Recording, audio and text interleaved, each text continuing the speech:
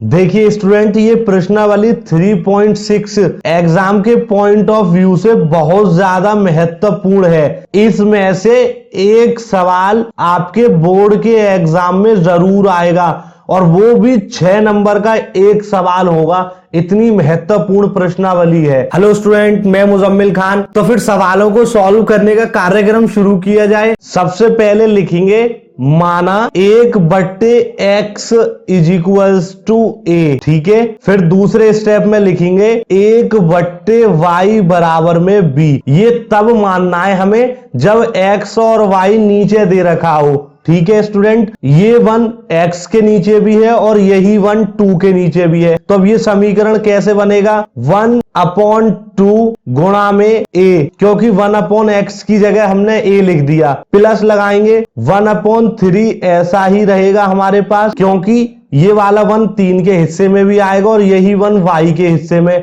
बराबर लिखेंगे 2। अब यहां से हम गुणा करेंगे तो a का गुणा 1 में करेंगे तो a/2 मिलेगा, प्लस b का गुणा 1 में करेंगे तो b/3 और बराबर में मिलेगा 2। अब यहां से हम क्या करेंगे, 2 और 3 का लेंगे एलसीएम, तो 2 और 3 का लासा होता है 6। अब 6 का भाग करेंगे 2 में तो मिलेगा 3, 3 का गुणा a में करेंगे तो हो जाएगा 3a। फिर लगाएंगे प्लस, अब 3 का भाग करेंगे 6 में तो मिलेगा 2, 2 का गुणा b में करेंगे तो हो जाएगा 2b और बराबर में 2, ऐसा ही रहेगा। अब ये बट्टे में है और ये नहीं है तो इसको बनाने के लिए 1 मान लेंगे बट्टे में। अब 1 का गुणा करेंगे 3a प्लस 2b में और 2 का गुणा करेंगे 6 में, तो हमारे पास ये तो ऐसा ही मिलेगा 3a प्लस 2b बराबर में 12। ये हमारा समीकरण नंबर 1 कहलाएगा। ऐसे ही हम इस वाले को बनाएंगे। तो देखो इसमें क्या करना है, 1/3 हमारा ऐसा ही रहेगा और 1/x की जगह हमने माना है a। फिर लगाएंगे प्लस 1/2 हमारा ऐसा ही रहेगा, 1/y की जगह हमने माना है b गुणा में। बराबर लगाएंगे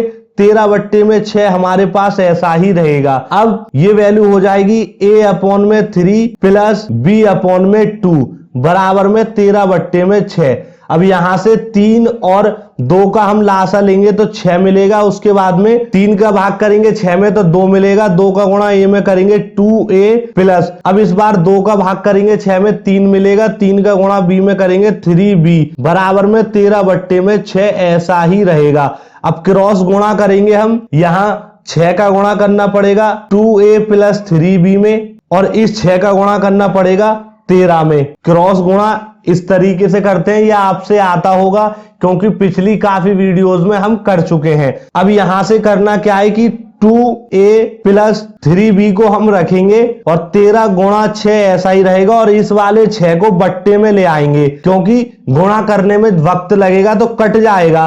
तो अब सहूलियत हो जाएगी हमारे पास और समीकरण बनेगा 2a प्लस 3b बराबर में 13 और इस समीकरण को हम समीकरण नंबर 2 नाम दे देंगे। इस तरीके से हम समीकरणों को बनाएंगे। अब आगे इस सवाल को करने के लिए हमारे पास 3 रास्ते हैं। पहला है हमारे पास प्रतिस्थापन विधि का, दूसरा है हमारे पास रास्ता विलोपन विधि का और तीसरा रास्ता है हमारे पास इसी सवाल को सॉल्व करने का वज्र गुणन विधि का। हम तीनों में से किसी का भी इस्तेमाल कर सकते हैं और यहां से a b की वैल्यू निकाल सकते हैं दोनों समीकरणों में से। आप इस सवाल को नोट कर लीजिए, फिर मैं आपको आगे सॉल्व कर दिखाता हूं। अब हम यहां पर लिखेंगे समीकरण नंबर 1 को हल करने पर हमारे पास समीकरण नंबर 1 क्या है, ये वाला है 3a प्लस 2b बराबर में 12। अब यहां से a की वैल्यू निकालनी है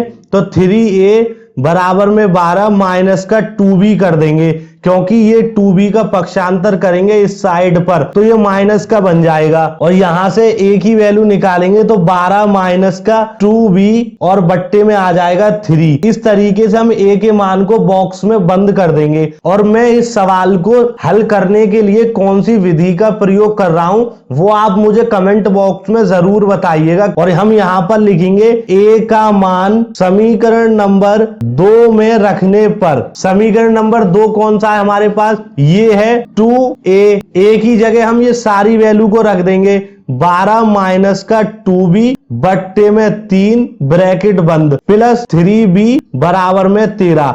ये हमारे पास समीकरण नंबर 2 था। अब 2 का गुणा 12 में करेंगे तो मिलेगा 12 दूनी 24 माइनस 2 का गुणा 2 में करेंगे मिलेगा 4b बट्टे में 3 ऐसा ही रहेगा, उसके बाद में प्लस का 3b ऐसा ही रहेगा, बराबर में रहेगा 13। अब ये बट्टे में ये नहीं है, इसे बनाने के लिए 1 मानेंगे, लासा लेकर सॉल्व करेंगे।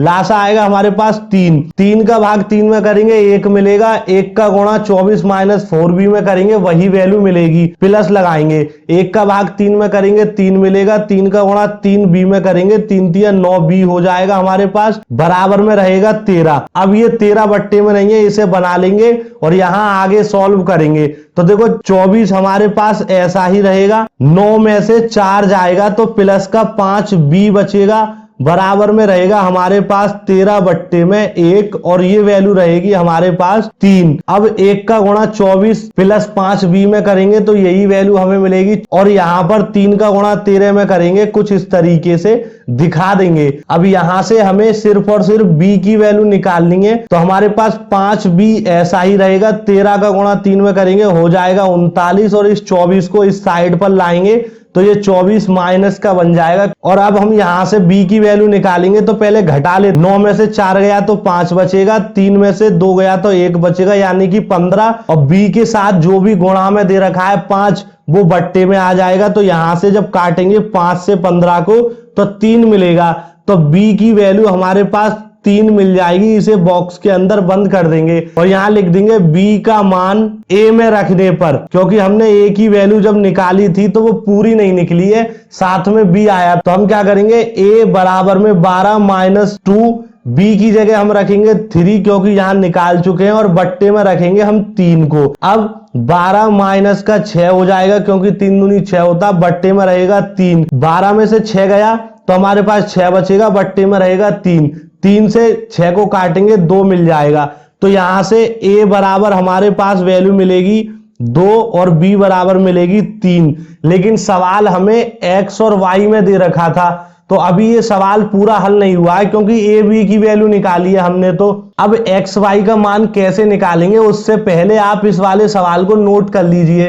आपको पता है हमने 1/x बराबर में a माना था, तो हम यहाँ पर x की वैल्यू निकालने के लिए इसी वैल्यू का इस्तेमाल करेंगे। यहाँ लिखेंगे 1/x बराबर में a, लेकिन a की वैल्यू हमारे पास आई थी 2 तो हम 2 को लिख देंगे। अब देखिए ये बट्टे में है और ये नहीं है तो इसे बनाने के लिए 1 मान लेंगे क्योंकि 1 मानने से सवाल में कोई फर्क नहीं पड़ेगा। अब यहां से क्रॉस गुणा करेंगे, 1 का गुणा 1 में करेंगे कुछ इस तरीके से, लगाएंगे बराबर और x का गुणा 2 में करेंगे तो यहां लिखेंगे 2 गुणा x। अब देखो हम इसको ऐसे भी लिख सकते हैं 2x बराबर में 1। तो यहां से जब x की वैल्यू निकालेंगे तो जो भी साथ दे रखा होता है x के गुणा में वो बट्टे में चला जाता है, तो यहां से x बराबर हमारे पास वैल्यू मिल जाएगी 1 बट्टे में 2। ऐसे ही हम y के लिए करेंगे, 1/y बराबर में हमने माना था b, पर b की वैल्यू आई है हमारे पास 3।